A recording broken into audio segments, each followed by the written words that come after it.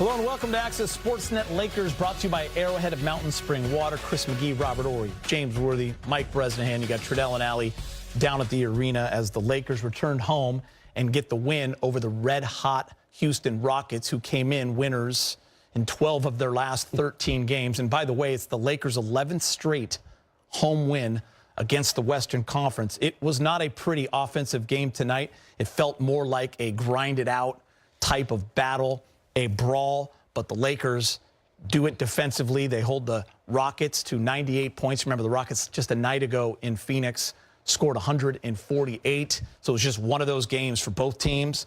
But they found a way. And more importantly, guys, we talked a lot about this in the pregame show. They picked up a game on Houston. With Memphis losing tonight, they now go 2 ahead of them. Important, Geeter. Come home to get the win. And as you just stated, you know, to secure where they are in the standings and even get better. I thought it was a possession game tonight, a game of possessions. No one really, you know, took over the game. It was all about possessions and tough defense. And I thought, you know, the Lakers starters did what they could do, but I really thought it was the bench. Dodo coming in, hitting some big threes. Gabe doing the same thing. I thought it was a collective effort off the bench tonight. And, you know, down the stretch, you know, LeBron, Luka, Reeves did what they needed to do to secure the win. But I thought it was a possession game, particularly on the defensive end. They were able to get some stops. Yeah, you think about that first quarter, and they only had 19 points and 21 in the fourth. So, you know, starting the game good, ended the game good with defense. But, you know, let's really give it to Gabe and Dodo. Yeah. 20 points each off the bench. So, you know, they had 46 total off the bench. And the way those guys came out and stretched the defense, because you look at the way AR shot it from 3, 0 from 3. Look at where LeBron shot it from 3, 2 for 4. These guys kind of carried on. And Rui 1 for 6, who kind of struggled. Luka 1 for 7. So these guys, you know, when you always... Everybody always want to harp on, we know we've been harping on the big three so much, but, you know, it ain't always going to be about the big three. It's going to be about the team collectively, what everybody can do. And you mentioned something, you notice how I avoided when you said role players. Yeah. Everybody on the team is a role player. Luka has a role, LeBron has a role, AR. So, but when the guys who are the specialists, that's what I call them, specialists come off the bench and do special things, that's when you're able to get a win like this. When the other role players, LeBron, AR, what does Shaq call you? Others? Others. Yeah, others. I call them specialists. Specialists. We're specialists. I like that. So good enough. We got to take a lot of stuff. Anytime you shoot 39% and win a game, you have to say, okay, you know, we grounded out. I mean, that's a quality win against a very, very good Western Conference team. And look, as you mentioned, Rob, where's this team without Dorian Finney-Smith and without Gabe Vincent? We've been kind of harping on the Laker bench. They were tied for 28th in scoring coming into tonight. Those two absolutely won the game for the Lakers. No way the Lakers win without even one of those guys, much less both those guys. And a little comfort now, Geet, for that 4th place. They can breathe a little bit. They're up 2 games, so 7 to go. Yeah, that's nice. Let's go back downtown. Dorian Finney-Smith is with Mike Treadell. All right, Dodo, I want to start in a place I don't know if I've ever done a walk-off, which is an inbounds pass. All right, something that was key, though, in this one. You had to get it in. They called timeout to get to that spot. What are you going through? What are you looking for before eventually you throw it to LeBron? Just first, you know, I'm just going down my reads, look at Gabe, look at Luka, and then Bron is the outlet. You know, I knew he was posting up at the free throw line. You know, Tom is athletic, so I was a little scared, but, you know, Bron did a good job of sealing them off. All right, so then on the other end of the court, LeBron makes a big block, and then you eventually get a big defensive rebound. So you guys did a lot of those, I don't want to call them little things, but made a lot of key plays like that to secure a victory. Man, it's a great team win, man.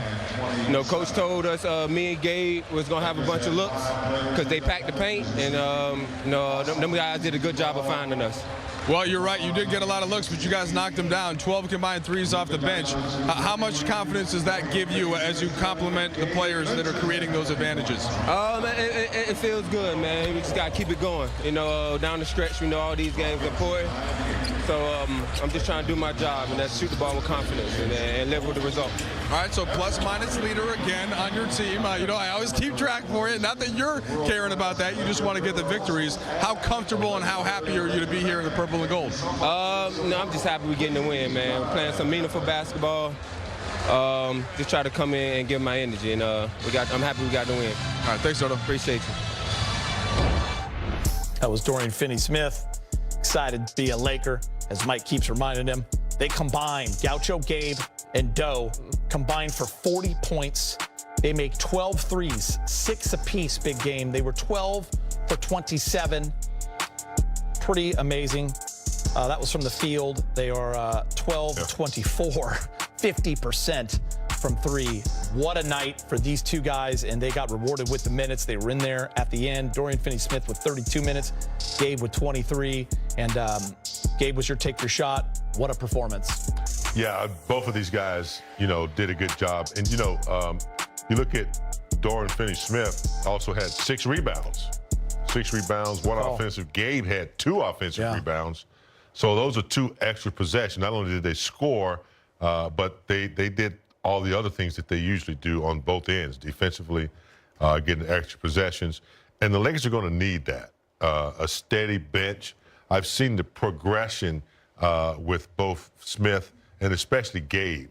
He's starting to really show what he can do every night. And, when he's hitting the 3 and when he's knocking it down consistently, he's another threat on the floor. He's not a bigger threat as Austin is. He doesn't handle the ball as much, but as far as that shot right there, that's been a big uplift in his game coming off the bench, along with his good defense. I think we didn't really get to see a true Gabe last season because of the injuries. No doubt. And I think now with the addition of Luka and the way AR is playing, he's like, you know what? I ain't got to handle the ball. I can just play defense, run to a spot, shoot spot-up jumpers. And it was almost like what he did in Miami with all the other guys penetrating and kicking them. And he didn't have a lot of pressure on him. He just needed to be a spot-up shooter. And he's excelling right now at this position. Because you think about in the last maybe 20 games, he's been shooting the lights out. He had like 1 game here or there, but his stroke from 3 has been nice. That's stupid stuff. When you're the Lakers and you're so far over the salary cap every single year, you have to spend your free agent money wisely. So when they signed Gabe to a 3-year, almost $40 million deal a couple summers ago, you're like, okay, this is a good deal, pretty good value. He didn't produce last year, and I think it hurt them a little bit. You know who was really upset about it? Gabe Vincent, because he wanted to show that, hey, I'm coming back to California, whereas you alluded to, Geet, a UC Santa Barbara guy. He wanted to put on a good show. His knee wouldn't let him.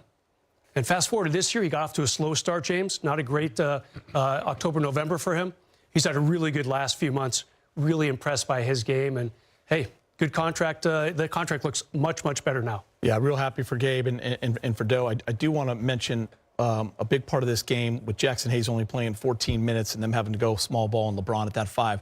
LeBron guarding Şengün did a really nice job. His rebounding. LeBron had 8 rebounds, 2 blocks, 2 steals. Pretty important part of this game, Rob. Yeah, we said that earlier. We were talking before the game. It was like, who can guard him? I said, put LeBron on. LeBron's going to be the best guy. He's going to be the best guy because he can match strength. And sometimes I think we forget LeBron like 6'9", 6'10", 6'10", depending on what shoes he's wearing. And so he can contend with Şengün. And Şengün is one of those guys, he's not above the rim type guy. Everything he does is below the rim. He might dunk every now and then, but he's an extremely good passer. He's a pivot guy. He's very fundamentally sound like a lot of European players. But tonight, LeBron held him in check. It's almost like asking your 95-year-old grandfather to come and fight for you after school. You know what I mean?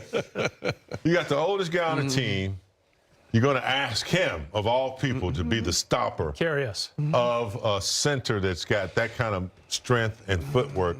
LeBron has the mass, and that's what they needed. I don't think, he could have bumped Hayes around or anybody else, but LeBron has that mass at 6'9", 270, whatever. You cannot bump him off his spot. So Şengün needs that bump. He needs to bump you away in order for him to get his little moves. But LeBron was not giving up any ground. So he had that to deal with, as well as on the other end of, hitting big shots and making sure. But defensively, at 40, it's just crazy that he's still doing what he does on both ends. 2 clutch free throws also. Yeah, good point. All right, let's go back to crypto. JJ Redick speaking with the media.